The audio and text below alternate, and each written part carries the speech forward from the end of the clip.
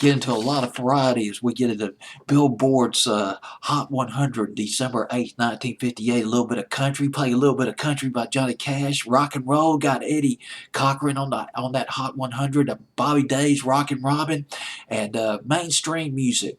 Music that the adults liked, not necessarily the teenagers. Well, teenagers might like it a little bit, but particularly the adults, the 25 to 35-year-olds in 1958 who hated rock and roll but could get into this song, coming in at number. Let me bring it up by Jane Morgan, coming in at number. Jane Morgan.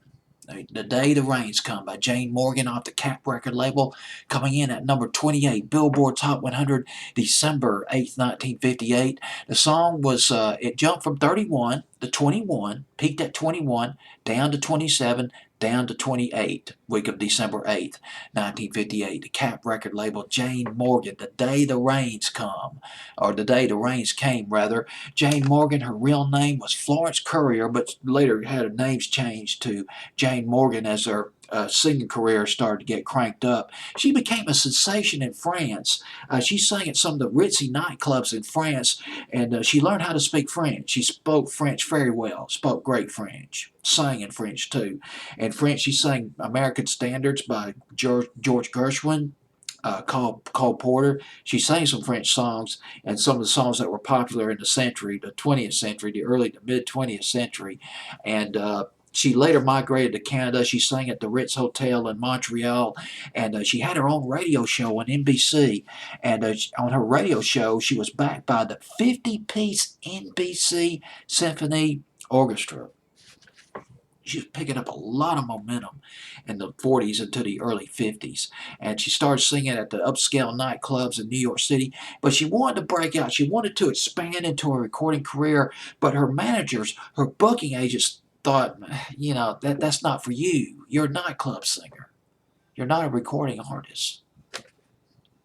Just kind of drop it. What can I say?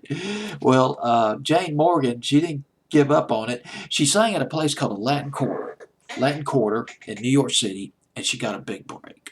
She was spotted by a guy named Dave Cap of Cap Records, the legendary Cap Records. A lot of people on Cap Records. Eventually, Cher was on Cap Records. The Critters, who did Mr. Dyingly Sad and The Younger Girl in 1966 on the Cap record label. And also Leroy Van Dyke on the Cap record label.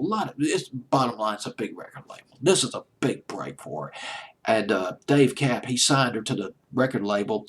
And her first hit, Fascination, a song that goes back to 1904. It's a French record that was originally written back in 1904, Fascination.